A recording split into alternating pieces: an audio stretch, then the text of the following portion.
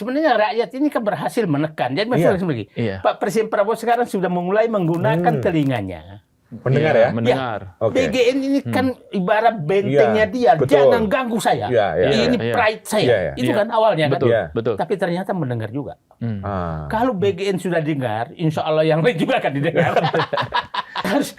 Nah itulah selalu saya ingatkan, hati-hati. Hati-hati. Ini kamuflase semua ini. Buzzer digerakkan apa segala. Orang butuh buzzer tuh kalau Anda orang tidak baik. Kalau Anda orang baik nggak butuh buzzer. Karena, nah saya dapat informasi pada saat itu saya lagi di Malaysia, saya ditelepon, bos, sebentar lagi kepala BGN dipecat. Pak, ya infonya kan berarti orang dalam benar kan? Bagus tuh. Jangan bilang bagus. Besok langsung dikerangkeng. Itu lebih bagus. Saya bilang. Artinya dengan bocoran ini, artinya Presiden sudah memerintahkan, jangan hanya dipecat. Langsung. Proses. Pakai Dan betul dilaksanakan. rompi ya? Betul dilaksanakan. Nah, jadi maksud saya, kalau dilakukan ini di tempat lain juga, oke lah. KDMP, Koperasi Desa, kalau dianggap juga masalah, lakukan hal yang sama. Sekolah rakyat, lakukan hal yang sama. Nah, yang problem menurut saya, ini orang membaca bahwa Pak Prabowo berani memberantas orang-orangnya yang langsung ke dia. Tapi orang yang berafiliasi, pejabat yang berafiliasi dengan pejabat sebelumnya, dia nggak berani. Itu yang masih menjadi pertanyaan gitu loh. Atau untuk menghilangkan apa namanya ketakutan dalam tanda kutip kepada orang-orang yang dekat dengan Pak Prabowo, perlu tekanan dari luar, Bang? Saya sih lihat kita berhasil, sebenarnya rakyat ini kan berhasil menekan. Jadi maksudnya begini, Pak Presiden Prabowo sekarang sudah mulai menggunakan telinganya. Mendengar ya? Mendengar. BGN ini kan ibarat bentengnya dia. Jangan ganggu saya. Ini pride saya. Itu kan awalnya kan. Betul. Tapi ternyata mendengar juga. Kalau BGN sudah dengar, insya Allah yang lain juga akan didengar. Tapi bahwa semua sekarang masyarakat ingin menyampaikan pendapat itu wajar ya? Wajar. Sekaligus menyingkirkan Nah, siapa kawan dan lawan di dalam. Dan memang tidak apa-apa, saya bilang beginilah. Kalau ketemu mereka di dalam. Jangan juga semua orang kritis itu ditakut-takuti. Betapa sepinya Indonesia ini kalau Rocky Gerung nggak ada, Said Didu nggak ada, Ferry Amsari nggak ada, siapa profesor. Perlu juga supaya rame-rame sedikit gitu loh. Jangan-jangan. Nggak asik ya. Bahwa didengar apa tidak itu urusan sepi nggak kalau itu nggak ada semua. Betul. Itu negara ini perlu pemikir. Saya yakin ini kan 32 tahun di dalam dan pelaku inti. Jadi saya tahu apa yang terjadi di dalam. Jadi saya mengingatkan mereka jangan juga. Saya kan sebenarnya Pak Menkeu jangan asal mangap. Karena kita nggak bodoh juga di luar. Kan dia menyatakan begini, BMG tidak membebani APBN. Bagaimana logikanya tidak membebani APBN? 350 triliun tidak membebani APBN kan? Ya kan itu. Karena kita paham, kita juga nggak bodoh-bodoh amat gitu lah. Mungkin Bapak lebih pintar, tapi kami tidak bodoh-bodoh amat juga gitu lah. Nah, pejabat itu harus menjaga gitu. Jadi nilai rupiah yang sedang lemah terhadap dolar, kemudian IHSG yang lagi turun, itu bagian dari pertarungan itu. Dan itu dikerjakan. Saya kasih contoh begini. Hampir semua saham perusahaan Indonesia yang berbasis Indonesia yang di bursa Singapura, setelah Presiden Prabowo menetapkan bahwa akan dikontrol, akan satu pintu ekspor satu pintu, harga sahamnya anjlok di Singapura. Artinya orang Singapura udah tahu bahwa ini ada permainan curang perusahaan-perusahaan ini. Gitu. Nah, sehingga sebenarnya begini. Saya sih berharap bahwa yang sudah curang berhentilah curang. Ya kan? Yang perusahaan pasti juga pengusaha jujur tepuk tangan loh sekarang. Alhamdulillah kita bisa bersaing bebas. Kira-kira itu yang menurut saya yang terjadi. Bang, artinya kalau dari tadi yang Abang sampaikan, ini nantinya ini ada perusahaan-perusahaan asing di Indonesia, itu kemudian nantinya akan dinaturalisasi. Saya nggak mengarah ke situ menurut saya. Oh, enggak?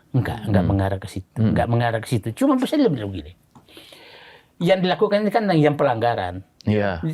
Bapak, saya ingin cerita tentang bagaimana sebenarnya awal mula pengambilan aset sawit supaya publik paham. Saat itu kan Pak yang membentuk tim penertiban kawasan itu kan Jokowi. 2022. Iya. Yang dipimpin oleh Luhut kan. PKH ya. PKH. Satgas PKH. Satgas PKH. Ketemulah 3,3 juta hektar. Tapi Pak Jokowi berbeda. Jangan ribut-ribut lah. Ajak aja negosiasi. Nah, bersamaan itu inilah Undang-Undang Cipta Kerja memasukkan pasal selundupan di situ, pasal meringankan mereka bahwa semua pelanggaran itu pidananya ditiadakan. Itu dikembalikan kepada pemilik yang sudah memiliki, tapi dendanya diperkecil kalau dulu 100 menjadi hanya 1. Pasal itu untung ada masa berlakunya hanya sampai 2023 November. Nah, tujuannya saya yakin memang agar negosiasinya selesai selama rezim Jokowi. Sehingga dipercepat negosiasi. Nah, orang yang disuruh melaksanakan ini dekat dipanggil Prabowo. Prabowo sudah terpilih, tapi belum dilantik. Kan setahun kan. Perlambat katanya. Aku mau ambil alih. Nah, Pak Prabowo itu sebenarnya hanya mengambil alih yang pelanggaran. Bukan menasionalisasi yang lain. Yang tidak melanggar. Buktinya, tambang-tambang yang diberikan oleh Jokowi ke Cina kan nggak diganggu karena tidak melanggar. Jadi ketakutan itu hanya sengaja dibikin. Sengaja dibikin bahwa akan terjadi nasionalisasi. Saya nggak melihat itu. Saya nggak melihat itu faktanya.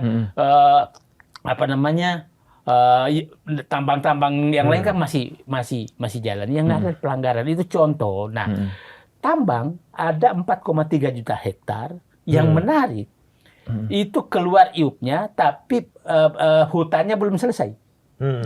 Itu keluar juga sama Jokowi. Itu juga diambil alih dulu oleh Prabowo karena ini melanggar. Yang menarik sebenarnya adalah saya melihat, saya menghormati juga niat baik pengusaha ini karena dari puluhan juta hektar itu tidak ada yang melawan kok. Tidak ada yang melawan secara hukum. Yang saya takutnya ini yang melawan ini, yang menggerakkan ini adalah penikmat di pavilion. Bukan pemiliknya. Bukan pemiliknya. Di pavilion itu yang dibayar setiap saat.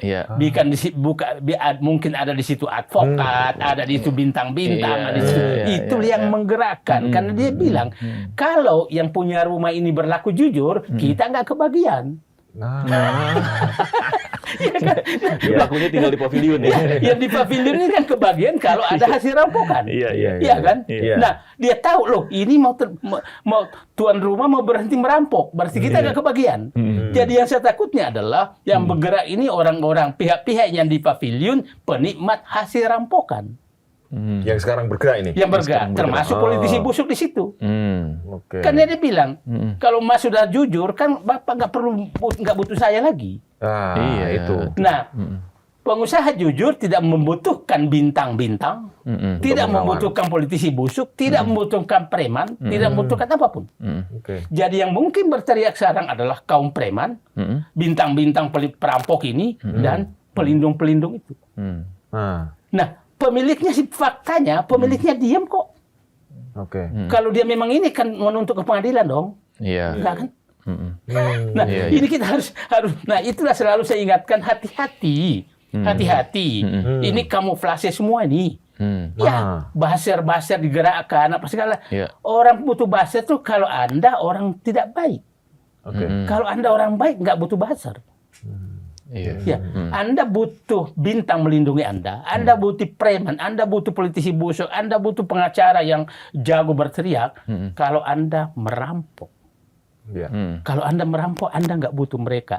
Jadi yang saya takutkan sekarang langkah Prabowo ini adalah para penikmat hasil rampokan ini yang bergerak. Menggerakkan menggerakkan masyarakat semangat ini. Ini yang tinggal di pavilion ini bagian dari oligarki, Bang. Ya, enggak, itu penikmat oligarki. Oligarkinya di dalam. Mungkin oligarkinya udah sadar, capek juga kita ini begini terus. Ganti pemerintah, ganti siapa lagi disogok, ganti Kapolri siapa lagi disogok, ganti jaksa siapa lagi disogok, kan capek. Capek juga mereka ya. Sementara sogokan itu kan begini, sogokan itu akumulasi naik terus. Karena yang penerima lama nggak mungkin diputus. Oke. Jadi begini, Kapolda Ya. udah dapat, ganti Kapolda harus Kapolda baru udah dapat. Ini nggak bisa dinolkan. Jadi akumulasi naik terus, akumulasi Biayanya makin mahal. makin naik, Makin mahal ya. makin mahal. Iya. Nah, mungkin juga mereka menyadari iya saatnya kita berhenti. Oke. Nah, akhirnya kalau mereka itu merasa terganggu, dia gerakkan dong. Dia gerak. Nah, mencoba kemarin menggerakkan harga saham rupiah, saya menyatakan abaikan itu. Karena itu hanya menyebabkan kita pingsan, bukan koma. Tapi kalau diteruskan kita akan koma. Udah abaikan aja dulu. Akhirnya 2 hari ini kan udah mulai naik, udah mulai stabil. Ini nggak apa-apa. Nggak apa-apa. Itu mekanisme normal. Enggak, itu intervensi ya. Intervensi ya. Intervensi. Tapi berapa sih kemampuan intervensi juga mereka gitu dah. Iya. Nah, sekarang jadi publik harus paham bahwa saya punya keyakinan semua pengusaha ingin jujur. Saya begini, saya ketemu pengusaha tambang, banyak pengusaha tambang ketemu saya dulu. Dia bilang begini, Pak, sebenarnya kami ini capek diperas mulai dari RT, RW sampai pusat. Kalau Pak Presiden berani menghentikan semua ini, maka sebenarnya menaikkan pendapatan 30% dari tambang itu nggak masalah. 30% ya? 30%. Pajaknya dinaikkan nggak masalah.